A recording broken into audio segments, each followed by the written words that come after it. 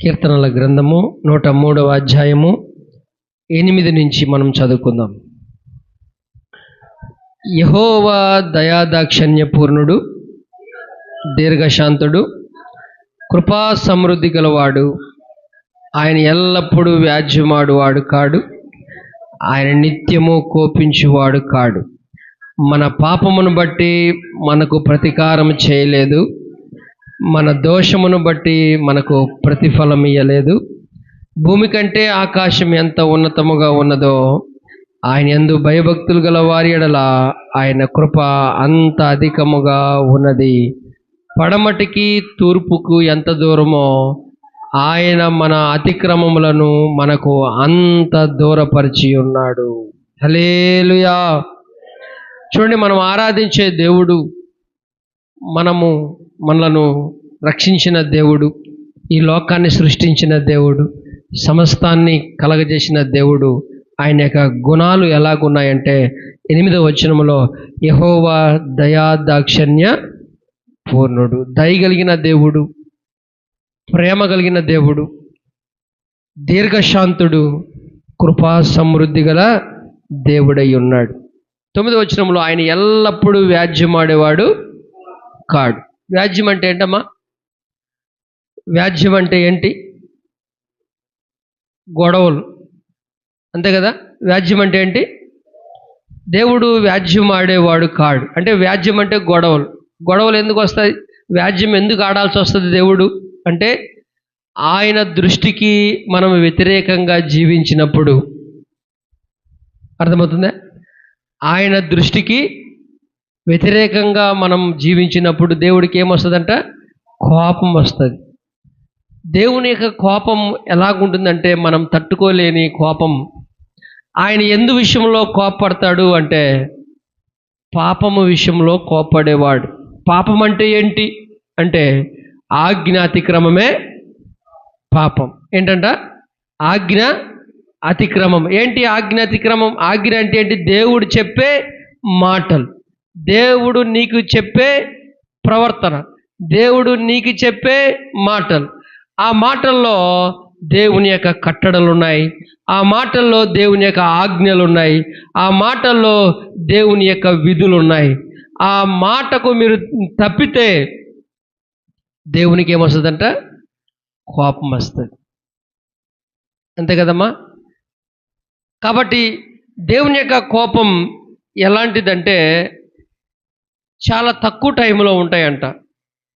ఎవరిపైన అంటే, ఎవరైతే ఆయన సన్నిధిలో తమ తప్పును తెలుసుకుంటారో, తమ తప్పు నిమిత్తం పశ్చాత్తాపపడతారో, అలాంటి వారు ప్రభు సన్నిధికి వచ్చి గోజారుతారో, అలాంటి వారు తప్పులను క్షమించి వారిపైన ఇక ఎన్నడూ కోపగించుకునేవాడు కాదని వాక్యం చెప్తా ఉంది. అందుకే చూడండి, అక్కడ కృప చూపించే దేవుడు 11వ వచనంలో చూడండి ఏమంటాడంటే, భూమి కంటే ఆకాశం ఎంత ఉన్నతముగా ఉన్నదో ఆయన యందు భయభక్తులు గల వారి ఎడల. ఎవరి ఎడలంట?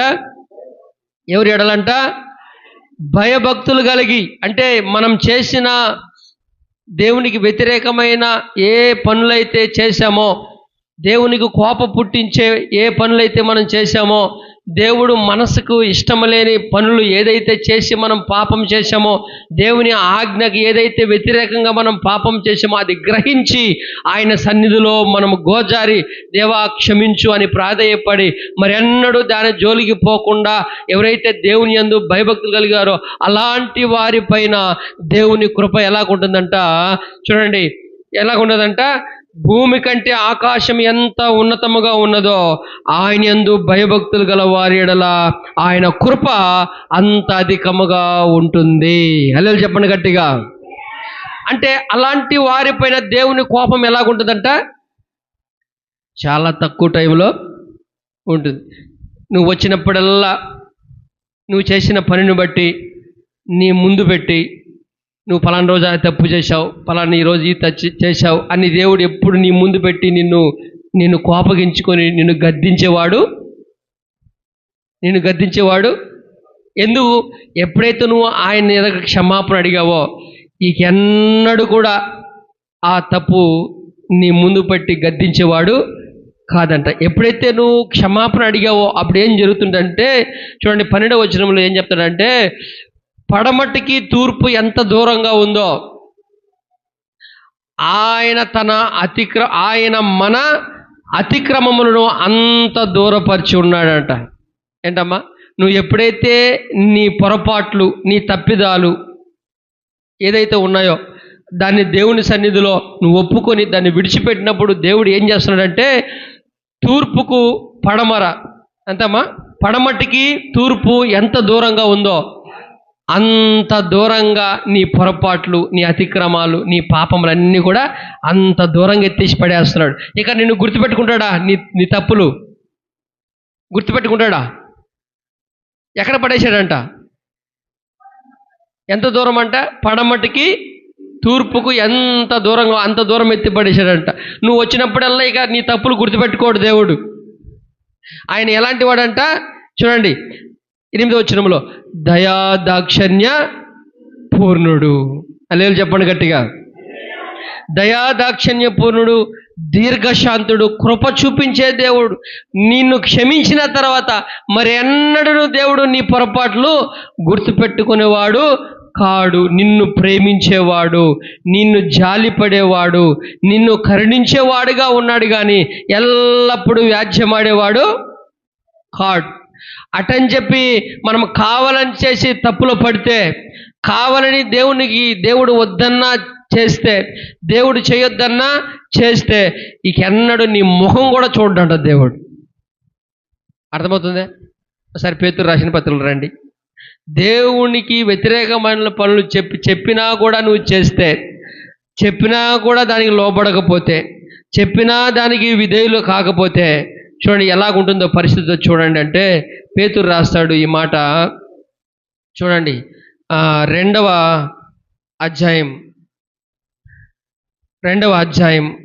3వ అధ్యాయం, పేతురు రాసిన మొదటి పత్రిక 3వ అధ్యాయం 10వ వచనం చదివితే అక్కడ చూడండి దేవుడు ఎలాగా ప్రవర్తిస్తాడో చూడండి.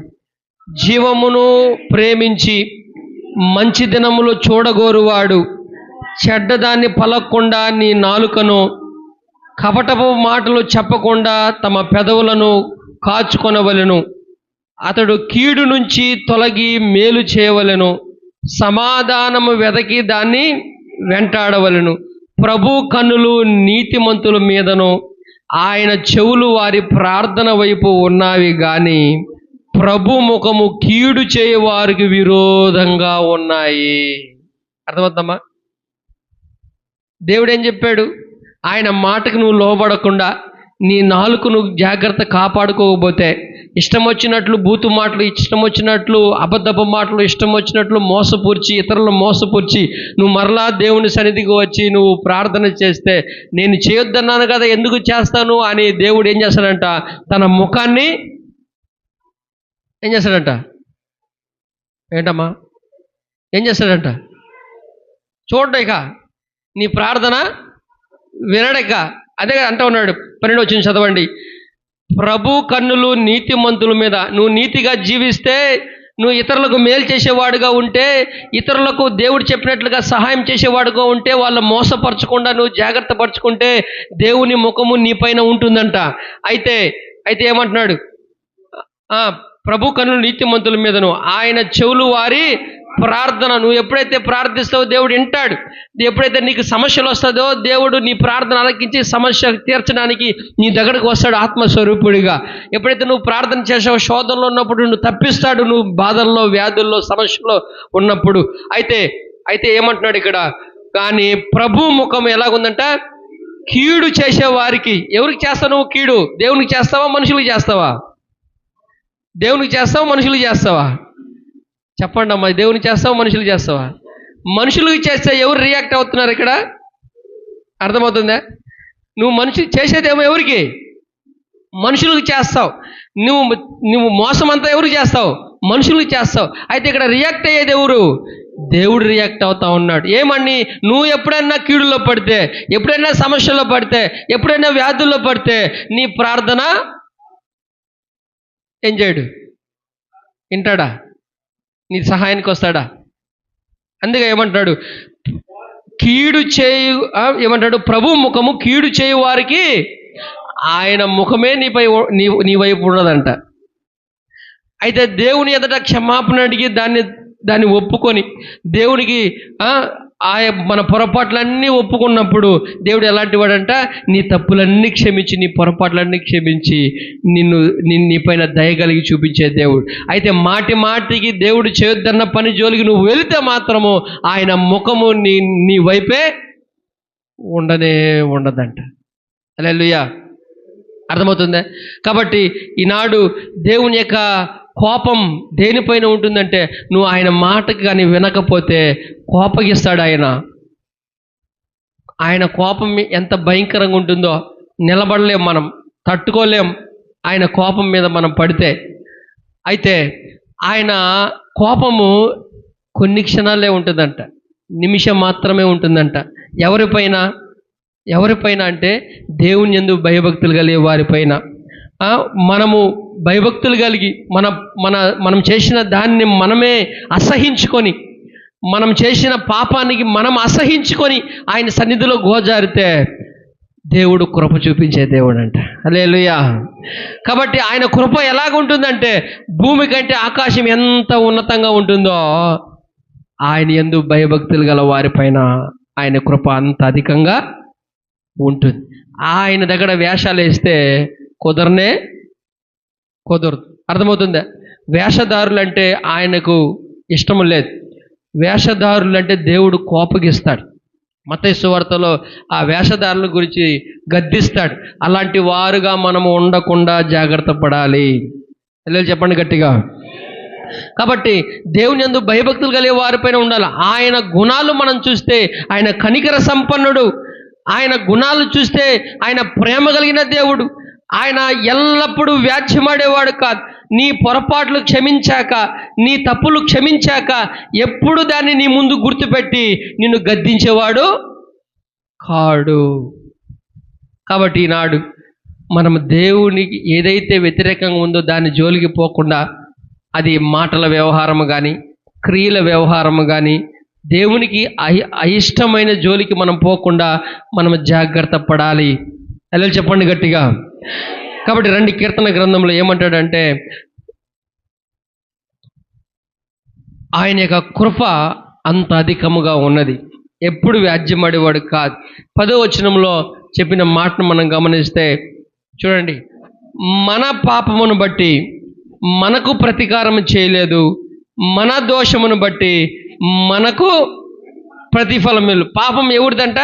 ఎవరి పాపం అంట? మన పాపం. మనం చేసిన పాపం, మనం చేసిన అన్యాయం, మనం చేసిన పాపం, జన్మ పాపం, కర్మ పాపం, మనం చేసే క్రియల పాపం, ఏది కూడా చూడండి, ఆ పాపమును బట్టి ప్రతిఫలం ఎవరికి ఇవ్వలేదంట? మనకి ఇవ్వలేదంట. కొత్త నిబంధనకు వచ్చేస్తే ఈ పాప పరిహారము కొరకు, ఈ పాప పశ్చాత్తాపము కొరకు ఎవరిని పంపించాడంట? రోమీయులు రాసిన పత్రికలో ఒకసారి చూడండి. రోమీయులు రాసిన పత్రిక 8వ అధ్యాయం చూడండి. మన పాపములు మనం మీద వేయక, మన పాపం బట్టి మనకు ప్రతిఫలం ఇయ్యక, చూడండి ఆ పాపమంతా కూడా ఎవరి మీద వేసాడో చూడండి. 8వ అధ్యాయం రోమీయులు రాసిన పత్రిక 3వ వచనం చదవండి. శరీరమును అనుసరింపక ఆత్మను అనుసరించి నడుచుకొను మన యందు ధర్మశాస్త్ర సంబంధమైన నీతి విధి నెరవేర్చబడవలెనని పాప పరిహారం నిమిత్తం. ఏ పరిహారం నిమిత్తం అంట? ఎవరి పాపం అంట? కీర్తన గ్రంథంలో మనం చదివిన మాట, ఎవరి పాపం అంట? మన పాపము నిమిత్తము, మనం చేసిన పాపం బట్టి మనకు ప్రతిఫలం ఇయ్యక, ఆ పాప పరిహారం నిమిత్తం దేవుడు తన సొంత కుమారుణ్ణి ఏంగా పంపించాడంట? పాప శరీరాకారముతో పంపి ఆయన శరీరం మంది ఏం చేశాడంట? మన పాపమును ఎవరి మీద మోపాడంట? యేసు మీద మోపి ఆ పాపమునకు శిక్ష విధించెను. వాళ్ళు చెప్పండి. పాపం చేసింది ఎవరంట?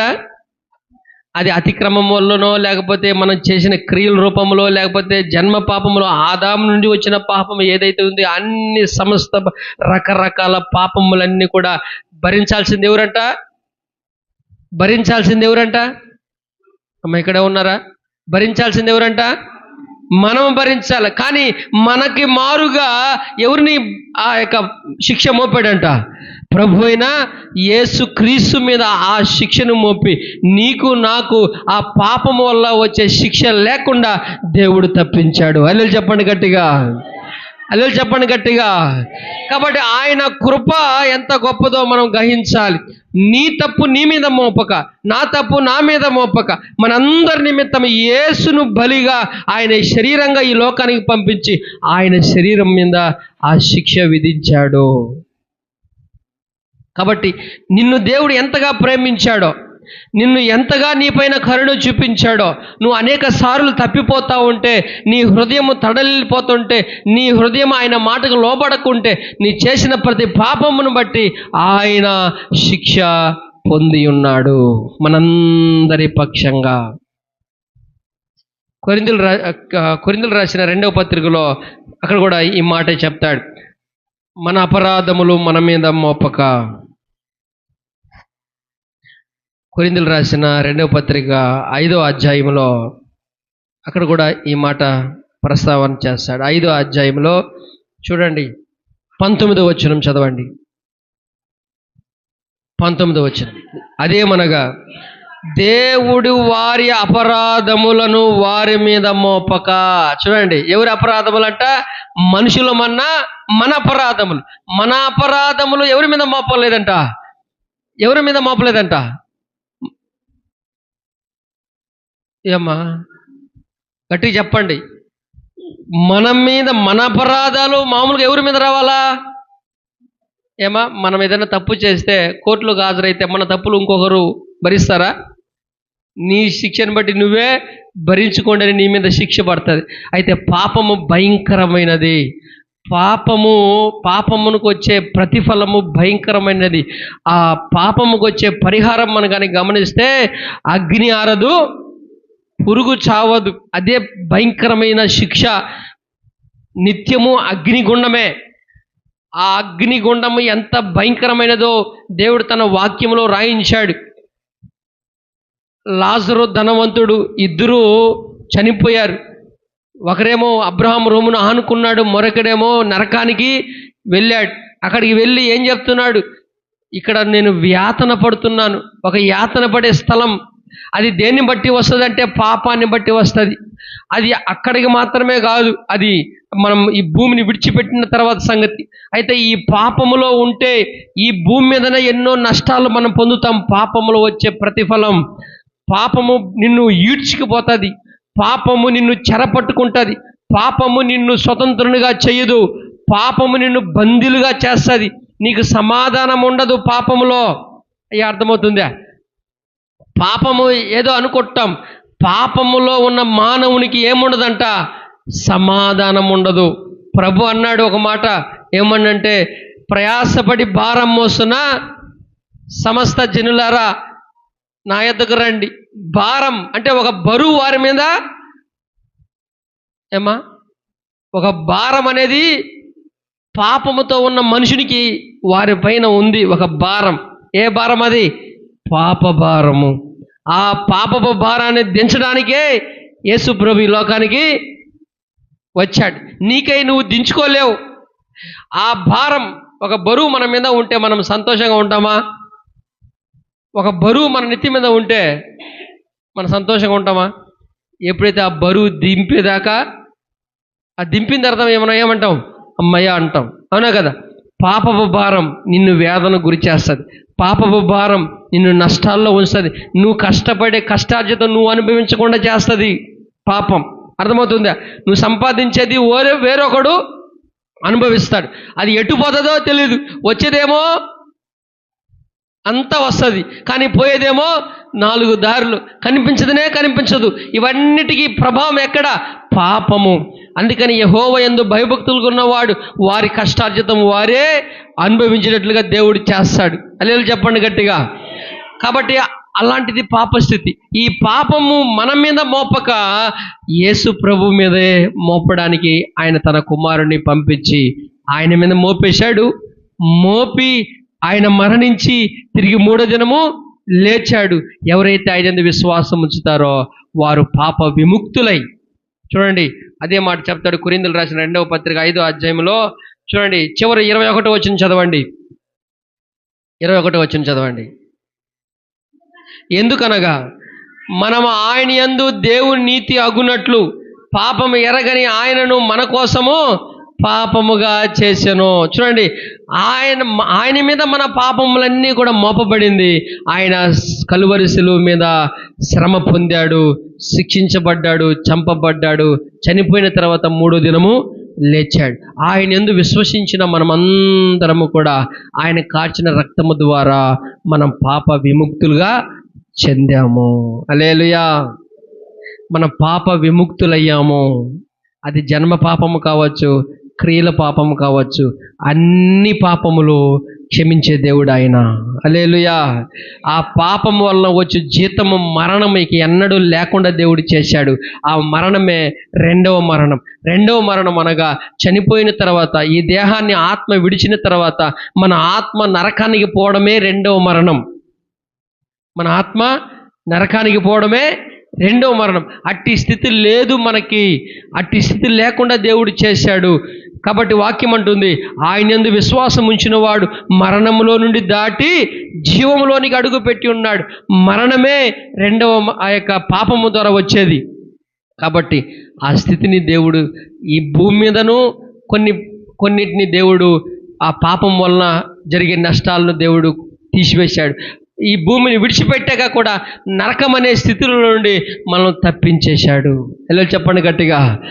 కాబట్టి దేవునికి ఎంతగా స్తుతులు చెల్లిస్తావు, ఎంతగా నువ్వు విధేయుడు అవుతావు, ఎంతగా దేవుని మహిమపరుస్తావు.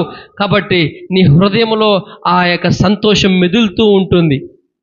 ఇది క్షణిక ఆనందము కాదు, తాత్కాలికంగా కాదు. దేవుడు చిరకాలము దేవుడు నీకు అనుగ్రహించే ఆశీర్వాదం. నీ పాపం ఎన్నడూ ఇక నిన్ను ఇబ్బంది పెట్టదు. నీ పాపం ఎన్నడూ నిన్ను ఇబ్బంది పెట్టదు. దేవుడు చూడండి ఏం చేశాడు చూడండి ఒకసారి. కొలస్సీయులకు రాసిన పత్రిక, నీ మీద రుణముగా ఉన్న పత్రములుగా రాయబడిన వాటన్నిటినీ మేకులతో సిలువ మీద కొట్టేశాడు. ఆయన భరించాడు. ఆయన భరిస్తూ ఏం జరిగింది సిలువ మీద, ఏం జరిగింది మనం ఒకసారి జ్ఞాపకం చేసుకుందాం. కొలస్సీయులకు రాసిన పత్రిక 2వ అధ్యాయంలో జరిగిన సంభవం. ఆయన సిలువ మీద బలయ్యేటప్పుడు చూడండి మనుషులకు ఏమేమి జరుగుతుంది, ఆయన యందు విశ్వాసం ఉంచితే ఏం జరుగుతుంది చూడండి ఒకసారి. 13వ వచనం 2వ అధ్యాయం, కొలస్సీయులకు రాసిన పత్రిక 2వ అధ్యాయం 13వ వచనం చదవండి. మరియు అపరాధం వలనను శరీరమందు సున్నతి పొందక ఉండుట వలనను మీరు మృతులై ఉండగా దేవుడు రాతపూర్వకమైన ఆజ్ఞ వలన మన మీద రుణముగా ఎలాగుందంట రాతపూర్వకంగా ఎలాగుందంట నీ పాపము ఎలాగుందంట. రాతపూర్వకం అంటే ఏంటి? నువ్వు ఎవరికైనా అప్పు ఇచ్చావనుకో, దేనిలో రాసుకుంటావు? బాండ్ పేపర్ మీద రాసుకుంటావు. ఆ బాండ్ పేపర్ మీద రాసుకుంది చెరగతుందా? సాక్షులు సంతం కూడా పెట్టుకుంటావు. ఎప్పుడైతే ఇస్తారో అప్పుడే ఆ బాండు చెల్లుబాటు అవుతుంది. అవునా కదా? అలాగనే నీ పాపము, నా పాపము రాతపూర్వకంగా రాయబడుతుంది. చూడండి అదే గ్రంథాలు యేసు ప్రభు తీర్పు తెచ్చేటప్పుడంట గ్రంథాలు ఇవ్వబడుతుందంట. ఒకటేమో జీవ గ్రంథము, తర్వాత దాని పక్కన ఉన్న గ్రంథాలు. నువ్వు మాటలు, నీ క్రియలు అన్నీ రాయబడుతుంది. కాబట్టి రాతపూర్వకంగా ఉంది. ఆ రాతపూర్వకంగా ఉన్న చూడండి ఆ ఉన్న నీ యొక్క పాపం వలన ఎలా అయిపోతుందో చూడండి. దేవుడు రాతపూర్వకమైన ఆజ్ఞల వలన చదవండి మన మీద రుణముగాను, చూస్తున్నారా ఎలాగుందంట, రుణముగాను మనకు విరోధముగా ఉండిన పత్రమును దేంతో, మేకులతో, చూస్తున్నారా లేదమ్మా చదవండి, చూస్తున్నారా లేదా చదవండి ఆ మాట. మేకుతో సిలువకు కొట్టి దాని మీద చేవ్రాత తుడిచివేసి మనకు అడ్డము లేకుండా దానిని ఎత్తివేసి మన అపరాధములన్నిటినీ క్షమించాడు. అల్లే చెప్పండి గట్టిగా. మనం చేసిన అతిక్రమాలు, మనం చేసిన పొరపాట్లు, మన పాపం యొక్క స్థితి రాతపూర్వకంగా రాయబడి ఉంది. ఆ రాయబడిన దాన్ని బట్టి నీకు తీర్పు జరుగుతుంది. అవునా కదా? మన రాతపూర్వకంగా మన అతిక్రమాలు, మన పాపములన్నీ కూడా రాయబడి ఉంటే, ఇప్పుడు యేసును నువ్వు నమ్మినందుకు, యేసును విధేయుడైనందుకు, యేసు దగ్గర నీ పాపములు ఒప్పుకున్నప్పుడు ఆయన ఏం చేశాడంటే వ్రాత లేకుండా అన్నిటిని ఏం చేశాడంట? ఇంకా చదవలో మీరు వాక్యాన్ని, ఇంకా చదవలో మీరు వింటా ఉన్నారు. అయినది కూడా ఎక్కడో వింటున్నారు, ఇక్కడ ఉన్నట్లుగా లేదు. ఏమ్మా ఇక్కడే ఉన్నారా? చూడండి సార్, చదవండి ఆ మాట, 13వ వచనం చదవండి. మరియు అపరాధములను, అందరూ చదవండి.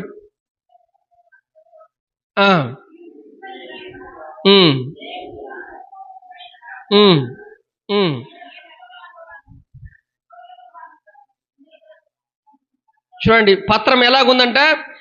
నీ పత్రం ఎలాగుందంట? మనకు విరోధంగా ఉంది. పత్రం ఎలాగుందంట? నీకు రుణముగా ఉంది. ఏమ్మా, అప్పించిన వాడు నువ్వు ఏమో అవుతావు, అతనికి రుణము, అవునా కదా? తిరిగి అతనికి ఇవ్వాలి లేదా? కాబట్టి నీకు రుణంగా ఉంది. నీకు వ్యతిరేక, నీకు విరోధముగా ఉండిన ఆ పత్రమును దేవుడు ఏం చేశాడంటే అదే పాపపు పత్రము. అర్థమవుతుందమ్మా? అదే పాపము వలన వచ్చు జీతం, అదే పాపమునికి పరిహారం, అదే నువ్వు పాపమునకు ఉన్న ప్రతిదీ, నీకు జరగబోయే ప్రతి తీర్పు. ఆ పత్రం అంతా కూడా ఏం చేశాడంటే మేకులతో సిలువకు కొట్టి దాని మీద వ్రాత ఏదైతే నీ గురించి రాయబడిందో, ఏదైతే నీ పాపము, నీ మాటలు, నీ ప్రవర్తనలు అన్నీ రాయబడిందో అవన్నీ కూడా ఏం చేశాడంట? గట్టి చెప్పండి. తుడిచి వేస్తే ఇంకా కనిపిస్తుందా?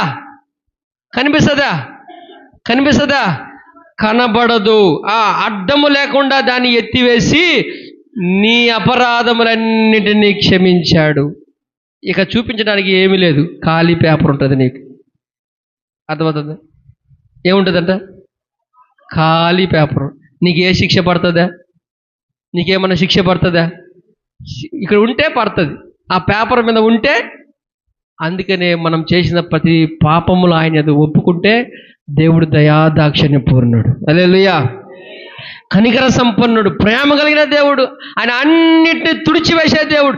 ఆయన సన్నిధిలో ఒప్పుకోకపోతే కోపం ఆయనకి ఎక్కువ ఉంటుంది. ఆయన యందు భయభక్తులు కలిగి ఆ చెడు మార్గాన్ని వదిలిపెడితే నీ పైన భూమికి ఆకాశం ఎంత ఉన్నతంగా ఉందో అంత కృప చూపించే దేవుడు ఆయన. హల్లెలూయా. ఆయన క్షమిస్తాడని చెప్పి నువ్వు మాటి మాటికి ఆ తప్పులో పడితే మాత్రం, నువ్వు ప్రార్థన చేస్తే కూడా నీ ప్రార్థన అన్నాడు కూడా ఆయన వింటాడా? కాబట్టి రక్షణ పొందిన నాటి నుండి మనం రక్షణలో ఎదగాలి, మన భక్తిని కాపాడుకోవాలి.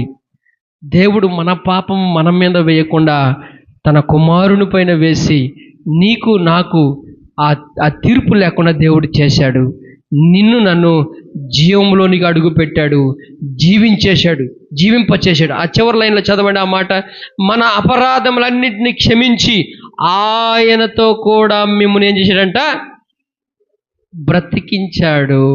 అంటే నరకానికి పంపించకుండా తన కుమారుని రాజ్యములో మనందరూ కూడా జీవించడానికి కృప అనుగ్రహించాడు. దేవుడి మాటలు దీవించునుగాక.